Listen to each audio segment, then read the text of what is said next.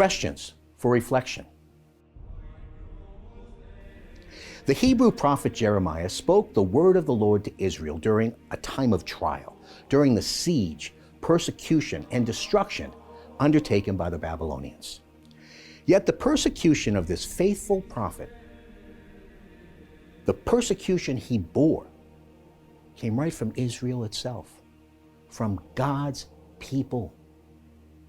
He was ignored, often rejected and persecuted by those whom he sought to help and liberate. This is often the case with those who stay faithful to the Lord's words, in times when faithfulness is not the norm. There is a lesson from Jeremiah which all of us can learn today. We need to expect persecution. Yes, from the increasingly hostile culture around us. In a sense, we are living in a new Babylon, as much of the contemporary world rejects God. But also from within the church itself. The church is the people of God, and His people are in a crisis of truth, a crisis of faith, and a crisis of morality. Now is not the time to shrink back from living and proclaiming the fullness of the Catholic Christian faith. Indeed, the Lord is asking all who bear the name Christian, and especially Catholic Christians, to speak out boldly and live faithfully. The church belongs to Jesus Christ. Are we willing to be ridiculed, rejected, and even persecuted? The psalmist David sings of being fully submitted, surrendered to the will of God. He places his trust in the Lord. Notice in this song of petition, and that is what so many of the Psalms are, he also acknowledges that he is facing enemies, opponents, who seek to entrap him and undermine his resolve to live a life totally surrendered to the Lord.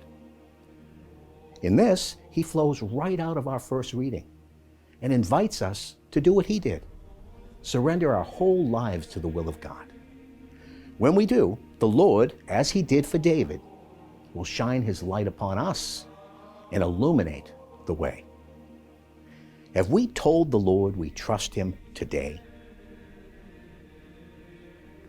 In the gospel passage appointed for today's Holy Mass from St. Matthew's account, the disciples and their entourage are accompanying Jesus on the way to Jerusalem. Jesus knew what was to come. He was sent to serve and to give his life as a ransom for many. He is sharing with the disciples of his impending passion and death. But at that time of seriousness, the mother of the sons of Zebedee seeks to position her sons in a place of honor in the coming kingdom. Notice, the disciples became indignant. Jesus did not. He continued to prepare the disciples, telling the mother and the sons and all who would listen that they would, quote, drink the same cup.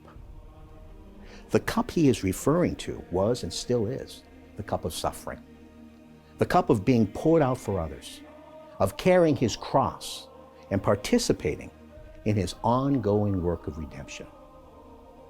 They still did not understand. We are his contemporary disciples. Do we understand?